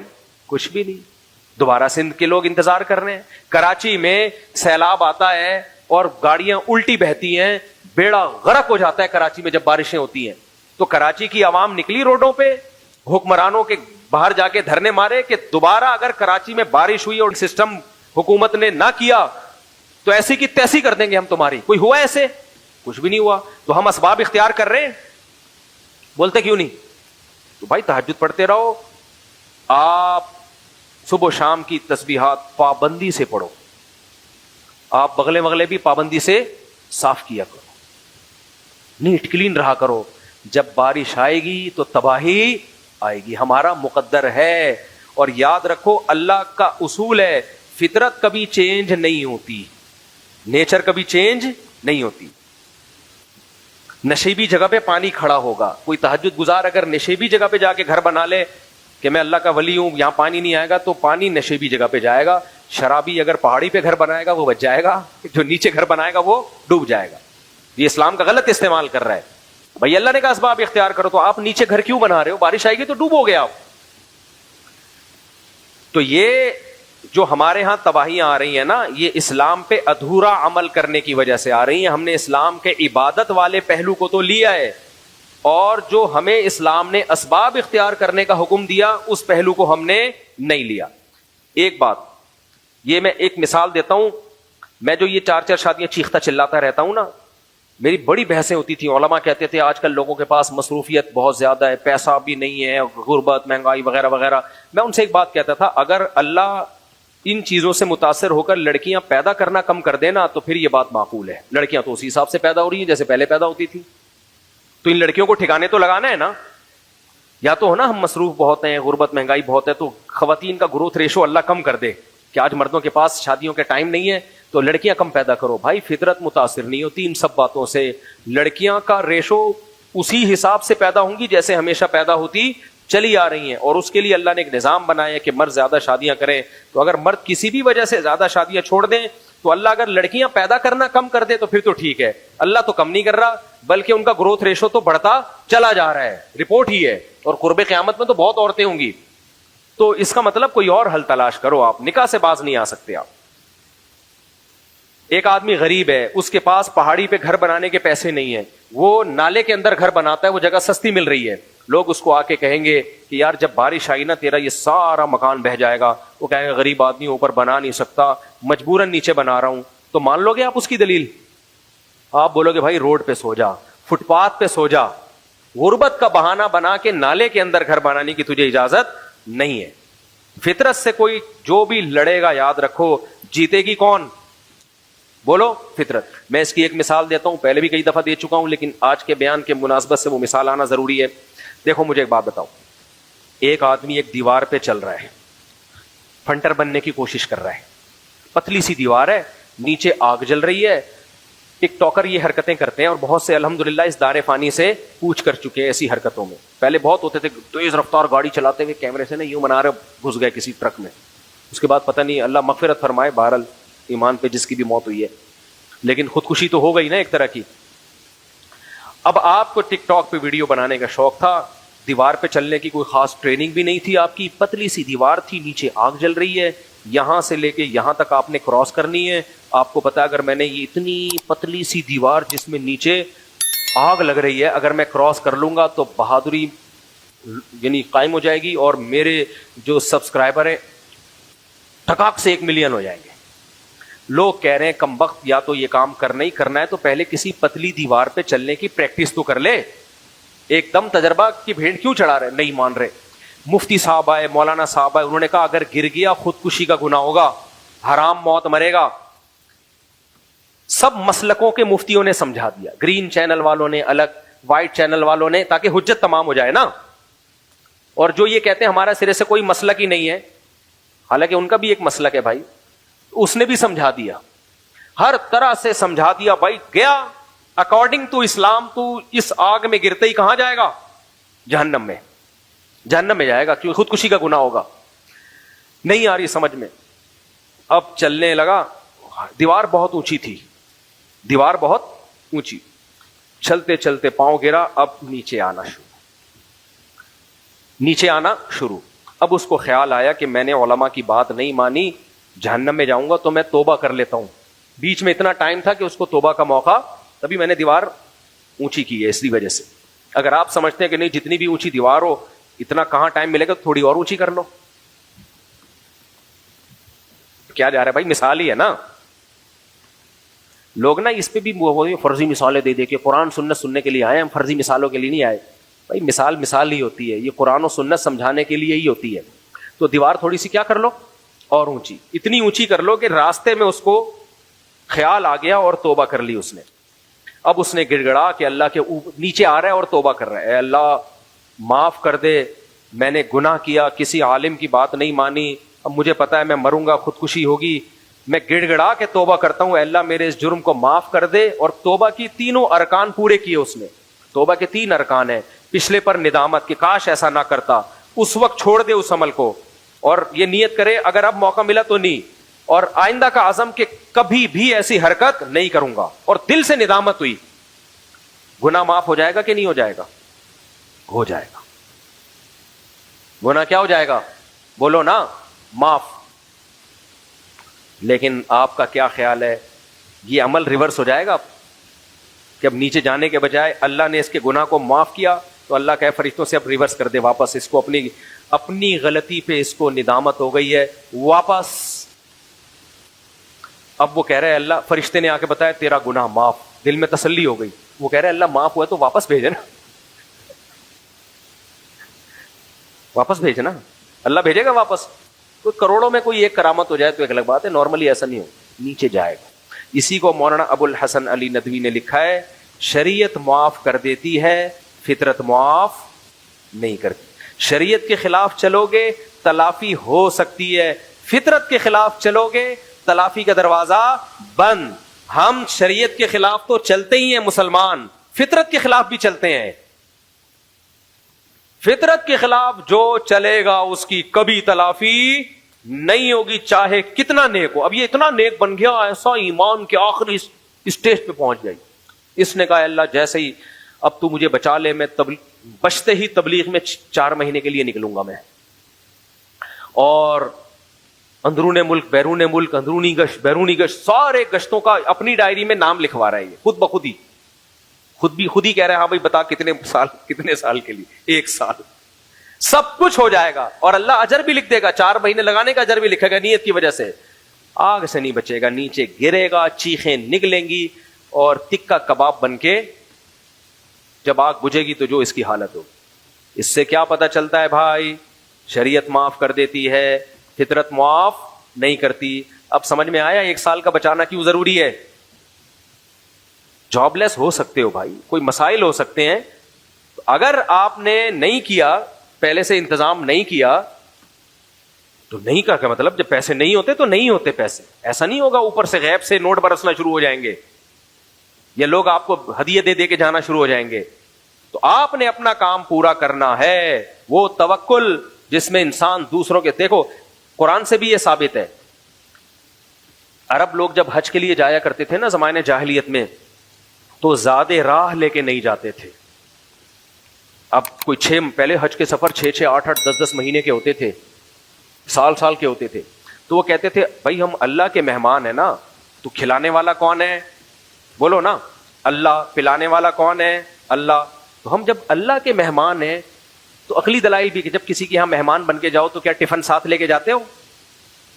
یہ نہیں دیکھ رہے کہ اللہ نے وہاں تمہیں کوفتے کھلانے کے لیے نہیں بلایا، اپنے گھر کی زیارت کے لیے بلایا ہے. عام مہمان تو تمہیں بلاتا ہی کھلانے کے لیے ہے نا. وہاں ٹفن لے کے جانا بے اکرامی ہے. یہاں تمہیں مہمان ہو، لیکن کس بات کے مہمان ہو؟ اللہ تمہیں پکوڑے سموسے کھلانے کے لیے تھوڑی بلا رہے وہاں پہ. اللہ کہہ رہے حج کے لیے میرے گھر کا طواف کرو. لیکن وہ اپنی لاجک بنائی ہوئی تھی انہوں نے کہ جی ہم اللہ کے گھر جا رہے ہیں، اس موقع پہ بھی اگر اللہ پہ ہم اعتماد اور توکل نہ کریں تو پھر کیا مطلب ہوا؟ تو جو پیسے لے کے جاتا، ٹفن لے کے جاتا، بہت برا سمجھا جاتا. اب اس کو دیکھ، اللہ پہ توکل نہیں ہے، اللہ پہ اعتماد نہیں ہے. تو جب اسلام دنیا میں، اچھا پھر کرتے کیا تھے؟ کچھ تو ہے ہی نہیں. پھر کبھی اس کی جیب پہ نظر رکھ رہے ہیں، شاید یہ حاجی جیب سے کچھ نکالے گا تو شاید 2 4 کھجوریں مجھے بھی دے دئیے. اگر کسی کو دے دی نا تو کیا کنڈیشن ہوتی ہوگی؟ دیکھا اللہ پہ توکل کا نتیجہ دیکھا، غیب سے کھجوریں آئی ہیں، غیب سے. صحیح ہے نا؟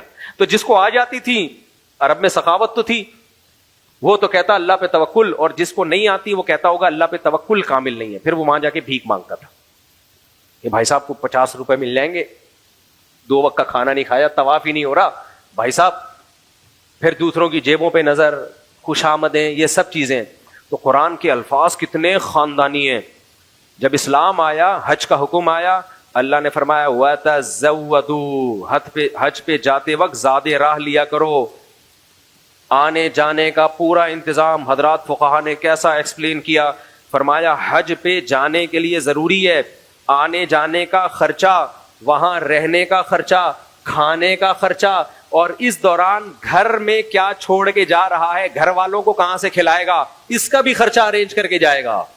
یہ اگر نہیں کر سکتا تو اس پہ حج فرض نہیں ہے، بلکہ اس کے لیے حج پہ جانا جائز نہیں ہے. 2 مہینے کے لیے جا رہا ہے، 1 سال کے لیے جا رہا ہے، پیچھے گھر والوں کو کیا دے کے جا رہا ہے؟ ان کو بھی سکھایا ہوا اللہ میں اللہ کے لیے جا رہا ہوں، تو نہ ان کا بھی انتظام کر کے جائے گا. میں سمجھا پا رہا ہوں اپنی بات؟ ہاں. اب مادہ پرست میں اور پھر مسلمان میں کیا فرق ہو گیا؟ مادہ پرست بھی اسباب اختیار کرتا ہے، مسلمان بھی اسباب اختیار کرتا ہے.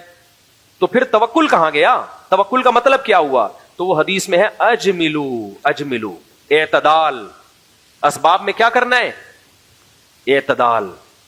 وتوکلوا علیہ، اعتدال کا مطلب کیا ہے؟ تبھی میں کہتا ہوں 1 سال کا جمع کرو، حالانکہ امکان تو یہ بھی ہے کہ ہو سکتا ہے 1 سال میں بھی جاب نہ ملے. کیا خیال ہے بھائی؟ امکان ہے کہ نہیں ہے؟ مجھے نہیں لگ رہا آپ لوگ کو کچھ سمجھ میں آیا.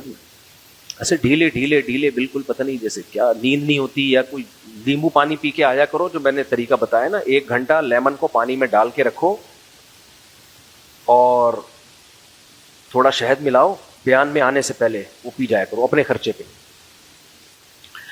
تو دیکھو ایکٹیو ہو جاؤ گے آپ. اچھا خیر, تو دوسری چیز کیا سکھائی؟ اعتدال, بیلنس. ہوس نہیں کرنی, ہوس نہیں.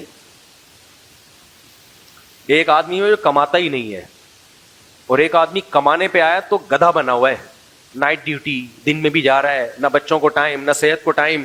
ہمارے بھائی اسٹاک ایکسچینج میں ہوتے تھے, وہ بتاتے تھے اسٹاک ایکسچینج میں جو بروکر ایجنٹ تھے نا, کہتے میں نے اپنی آنکھوں سے پاگل ہوتے ہوئے دیکھا ہے ان کو, کروڑوں کروڑ روپے کے بزنس ہو رہے ہیں ہر وقت کہہ رہے سوتے سوتے ان کی کمپلین آتی تھی راتوں کو خواب میں, کروڑوں روپے کا شیئر ادھر کر دو, اتنے روپے کا شیئر ادھر کر دو, اتنے اس کو, یہ کمپنی بیٹھ رہی ہے, یہ کمپنی اٹھ رہی ہے.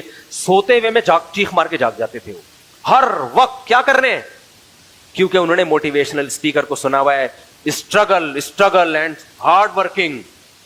بڑے بڑے نامور لوگوں کے نام آتے ہیں, وہ اتنے عظیم لوگ محنت سے ہی بنے ہیں بھائی. او بھائی یہ گدھا ہے, گدھا پن ہے, یہ ہوس ہے, کیڑے کھائیں گے بھائی. اتنا کما کے کیا کرو گے کہ اپنا سکون برباد کر دو؟ حرام کی طرف مت جاؤ. اعتدال سے, ایکسرسائز کا ٹائم بھی ہو, بچوں کے لیے ٹائم بھی ہو, اور کھیل کود کا ٹائم بھی ہو. دوسری شادی بھی, استغفر اللہ, خواتین بہت غصے ہو جاتی ہے, پہلی شادی بھی کرنی ہے, اس کے لیے رشتہ بھی تلاش کرنا ہے.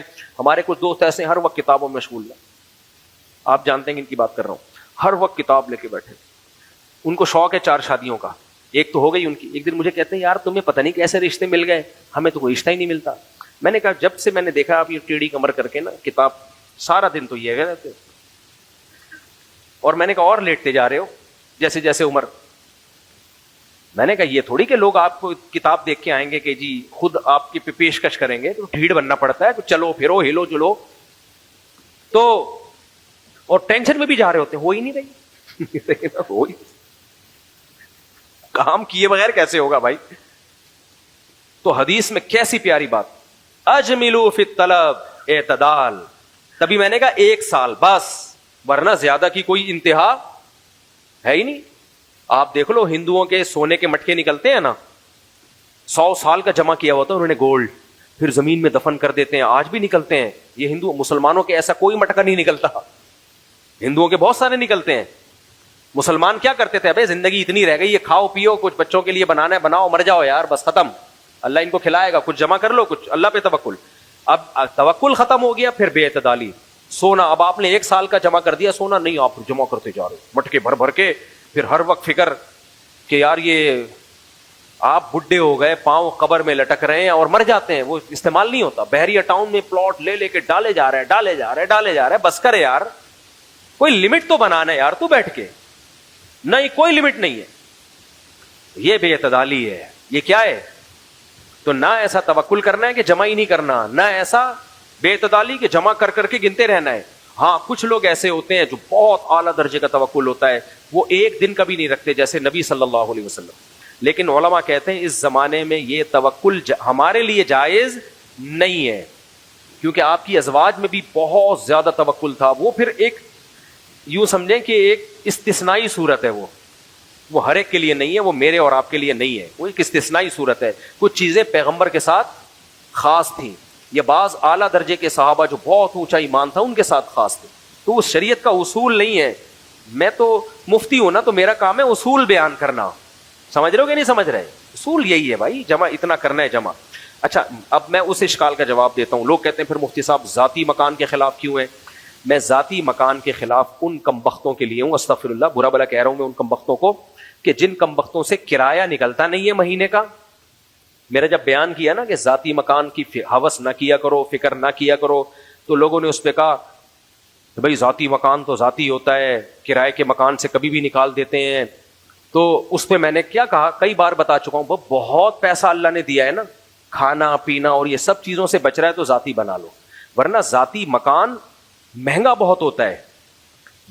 تو متوسط درجے کی آمدن والے آدمی اگر ذاتی مکان بنانے کی فکر میں لگے گا نا, تو یہ نہیں کہ 1 سال تک کا اسٹور, کئی سالوں کی آمدن اس کو ہینڈ ٹو ماؤتھ چلنا پڑے گا, اور پھر 60-70 سال کی عمر میں جا کے ذاتی گھر بنائے گا. تو زندگی برباد کر دی کہ نہیں کر دی؟ تو اس لیے وہاں تو صحیح حدیث موجود ہے, نبی صلی اللہ علیہ وسلم کی صحیح حدیث ہے, بدترین چیز جس پہ انسان کا پیسہ خرچ ہو وہ تعمیر ہے. نہیں آئی سمجھ میں بات؟ کیا مطلب؟ یہ نہیں فرمایا کہ حرام ہے تعمیر پہ پیسہ خرچ کرنا, نہ بدترین چیز. حدیث کے بدترین کا ایک مطلب ہوتا ہے, یہ وہ والا بدترین نہیں ہے جو اردو میں. اس کی مثال دیکھو, نبی صلی اللہ علیہ وسلم نے فرمایا شر صفوف الرجال آخرها وشر صفوف النساء اولها. مردوں کی بدترین صف نماز میں آخری ہے اور عورتوں کی بدترین صف نماز میں پہلی ہے. اب یہاں بدترین کا کیا مطلب ہے؟ اب آپ آخری صف میں آئے, دیر سے آئے, آپ نے کہا یہ تو سب سے بدترین صف ہے, تو اس صف میں تو کھڑے نہیں ہونا چاہیے, میں گھر جا رہا ہوں. نہ بدترین کا مطلب کیا ہے؟ سب سے اینڈنگ والی, یعنی باقیوں کے مقابلے میں آنا تو ہے, لیکن یہ وہ شخص آخری صف میں آئے جو مجبور ہو. بہرحال نہ ہونے سے بہتر کیا ہے, بلکہ ضروری ہے کہ جماعت چھوڑنا جائز نہیں ہے, تو اصل میں پہلی صف ہے. لیکن اگر کوئی مجبوری ہے نہیں ہوا تو پھر سب سے آخر میں کون سی ہے؟ آخری صف ہے, وہ آنا تو پھر بھی پڑے گا. تو حدیث میں جو آتا ہے صحیح حدیث ہے, بدترین چیز جس پہ انسان کا پیسہ خرچ ہو وہ تعمیر ہے. کیا مطلب؟ یہ سب سے لاسٹ میں رکھو. یہ پیٹ بھرے ہوئے لوگوں کا کام ہے, جن کی توندیں کیا ہیں, بھری ہوئی ہیں, بچوں کی اسکول کی فیسیں بھی نکل گئی, کھا پی بھی لیا, پراٹھے بھی پھوڑ دیے, انڈے بھی, دیسی گھی بھی, مچھلی بھی, بادام بھی, پستے بھی, لائف کو انجوائے کر رہے ہیں. ایسے بہت سے لوگ ہیں, پھر بھی پیسہ بچ رہا ہوتا ہے. پھر ادھر ادھر پھینکنے کے بجائے بہتر کیا ہے؟ گھر بنا لو یار, ذاتی گھر بنا لو, اچھی بات ہے, انجوائے کرو لائف. اب ایک آدمی نے میرے بیان پہ کہا یہ ذاتی گھر کے خلاف ہے. مفتی صاحب کرائے کی گھر پہ رہو نا, پتہ چلے کرایہ ادا کرنا کتنا مشکل ہے. مجھے فون کیا, میں نے کہا کرایہ تیرے سے ادا ہو نہیں رہا ہے اور تو گھر بنائے گا ذاتی. بھائی ایک دم اس کے سافٹ ویئر اپڈیٹ ہو گئے, کہہ رہے یار بات تو صحیح ہے, یہ تو میں نے سوچا ہی نہیں تھا. کرایہ تیرے سے نکل نہیں رہا اور اب تو ذاتی گھر کی فکر کرے گا تو ڈپریشن کے علاوہ کچھ حاصل ہوگا؟ بنا لے گا گھر, یہ بنا لیتے ہیں لوگ جوڑ کے, لیکن زندگی کو جو انجوائے کرنے کا ٹائم ہے وہ تو میرے بھائی 40-50 سال تک ہے. اس کے بعد تو آڑے ترشے ہونا شروع ہو جاؤ گے. جو زندگی انجوائے کرنے کا ٹائم تھا وہ سارا دیواروں, اینٹوں اور سریے میں تھوپ دیا, اور اب قبر میں پاؤں لٹکے ہوئے ہیں تو گھر بنا لیا اور بڑے خوش ہیں, ماشاءاللہ میں نے کیا کر لیا, گھر بنا لیا. تو مالداروں کا کام ہے, پیسہ اللہ دے دے تو بنا لو, نہیں تو کرائے پہ انجوائے کرو. دوسروں کی حماقت کا فائدہ اٹھایا کرو. جس نے کروڑوں روپے دیواروں اینٹوں پہ لگائے نا, اس کو تھوڑا سا کرایہ دے کے اس کے گھر میں رہا کرو. آئی بات سمجھ میں؟ یہ تو میں تو خود ابھی بھی اب تک میں کرائے پہ ہی رہ رہا ہوں, تو میں تو کہتا ہوں کس طرح بیچاروں نے پیسہ بنا کے گھر بنایا یار, اور ہم کرایہ دے کے اس میں رہ رہے. لوگ اس پہ اعتراض کرتے ہیں کرائے کے گھر سے نکال دیا تو کیا ہوگا؟ کچھ بھی نہیں ہوگا, دوسرے گھر میں چلے جانا, کچھ بھی نہیں ہوگا, اتنی بڑی ٹینشن نہیں ہے. کرایہ دینے کی طاقت ہونی چاہیے, دوسرے گھر میں چلے جانا. پھر لوگ کہتے ہیں کہ جو ہے وہ کرایہ دار مالک مکان کی ٹینشنیں بہت ہوتی ہیں. مالک مکان کی ٹینشنیں کم ہے, کرایہ داروں کی ٹینشنیں زیادہ ہیں. میں نے ارادہ کیا میں اگر اپنا گھر بناؤں گا کبھی بھی کرایہ دار کو تو سوال ہی پیدا نہیں ہوتا میں دوں, کیونکہ میں بیوقوف تھوڑی ہوں. بیڑا غرق کر کے چلا جاتا ہے وہ. ایماندار کرایہ دار ملتا کہاں ہے آپ کو؟ کرایہ دار تو اس کے گھر کو اس کا گھر سمجھ کے استعمال کرتا ہے, ایسی کی تیسی کرتے ہیں. اپنے گھر میں بڑی مسئلے ہوتے ہیں کہ یہ لکیر نہ کھینچ دو اس پہ, بچے کا دیوار پہ بدوس. کرایہ دار کے گھر کو تو جن بھوت بنا کے لوگ نکلتے ہیں, اور کلر کے پیسے بھی اسی سے مانگ رہے ہوتے ہیں. نل کا ٹوٹ گیا تو سیدھا کرے گا اس کو. انجوائے کرو میرے بھائی. اور ایک آخری بات کر کے بس بیان کو ختم کرتا ہوں. لوگ کہتے ہیں اپنے بچوں کے لیے ہم نے گھر بنانا ہے. میں نے آپ کو بتایا کہ بہت پیسہ ہے تو بناؤ بچوں کے لیے بھی. تو اس میں اب لوگ کہتے ہیں نہیں بچے رول جائیں گے. بچہ 2 ہاتھ 2 پاؤں لے کے پیدا ہوا ہے, یہاں اللہ پہ توکل کرنا پڑے گا. اگر آپ کی زیادہ گنجائش نہیں ہے تو بچوں کی فکر مت کرو. مجھے یاد ہے 10-15 سال پہلے ایک صاحب نے مجھے کہا, میری محدود آمدن تھی, میں نے تو کبھی زندگی میں سوچا بھی نہیں تھا کہ میں گھر بناؤں گا. تو کسی نے کہا آپ کے اتنے بچے ہیں وہ تو رل جائیں گے. میں نے کہا دیکھو میرے باپ نے بڑی محنت کر کے میرے لیے گھر بنایا تھا, ہمارے والد صاحب نے بڑی محنت کی اور ذاتی گھر بنایا کہ بچوں کے کام آئے گا. میں نے کہا انہوں نے اس لیے بنایا تھا کہ میرے بچوں کو ٹینشن نہ ہو. اب اگر میں اپنے بچے ہوتے ہی ٹینشن لینا شروع کر دوں تو میرے باپ نے جو پیسہ خرچ کیا اس کا تو کوئی فائدہ نہ ہوا. انہوں نے تو اس لیے خرچ کیا تھا کہ بچے کو ٹینشن نہ ہو, اور بچہ اپنے بچوں کی ٹینشن لے رہا ہے. پھر میرے بچے اس گھر میں انجوائے کرنے کے بجائے اپنے بچوں کی ٹینشن میں گھر کا سوچیں گے 20-30 سال. تو یہ سکون میں کون آئے گا؟ تو میں نے کہا میں اپنے بچوں کے بجائے اپنے باپ کے بچے کا سوچتا ہوں. بہت گہری بات ہے, بہت گہری بات. میں نے کہا میں اپنے بچوں کا اس لیے نہیں سوچ رہا کہ میں اپنے بچوں کا سوچوں گا اس کا مطلب میں اپنے باپ کے بچوں کو بھول گیا ہوں. یعنی میں خود اپنے, ارے میرے باپ نے تو اس لیے ٹینشن اٹھائی نا کہ میں ٹینشن فری ہوں, اور ابا کے مرتے ہی میں اپنی اولاد کی ٹینشن لینا شروع کر دوں تو ٹینشن فری کہاں سے ہوا میں؟ تو میرے ابا کا پیسہ تو برباد ہو گیا. تو میں نے کہا میں بچوں کی ٹینشن اس لیے نہیں لیتا کہ میں اگر بچوں کی ٹینشن لوں گا تو میرے ابا کے بچے کو ٹینشن ہوگی, تو ابا کا پیسہ کیا ہوگا؟ ضائع. اس لیے میں ٹینشن, پیسہ دیا ہے تو بناؤ بھائی. تو اب کھوپڑی یعنی بات سمجھ میں آئی ہے اب اچھی طریقے سے کہ توکل کا مطلب کیا ہے, اور یہ ذاتی گھر بنانے کے میں خلاف کیوں ہوں. پیسہ دیا ہے تو بناؤ, لیکن نارمل لوگوں, متوسط لوگوں کے پاس کم از کم کراچی میں اتنا پیسہ نہیں ہوتا. وہ ساری زندگی عذاب میں لگا دیتے ہیں اور قحط میں رہتے ہیں, پھر جا کے 50-60 سال میں جب قبر میں پاؤں لٹکے ہوئے ہوتے ہیں, گھر بنا کے خوش ہوتے ہیں, تھوڑی دیر میں جنازہ اٹھتا ہے, بچے وہ گھر کے ٹکڑے بخیے کر کے پھر اپنے بچوں کی فکر میں لگ جاتے ہیں. تو آخری جو قیامت والا انسان پیدا ہوگا شاید وہ ٹینشن